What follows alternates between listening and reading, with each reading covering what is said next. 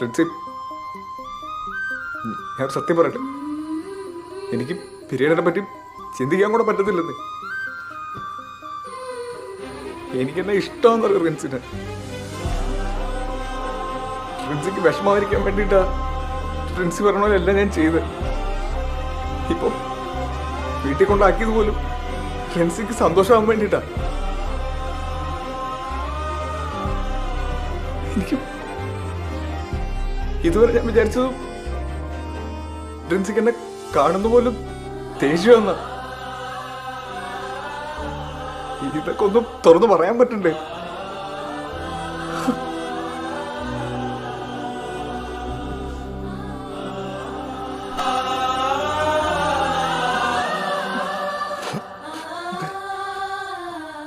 റിൻസിനൊന്നും കെട്ടിപ്പിടിച്ചോട്ടെ.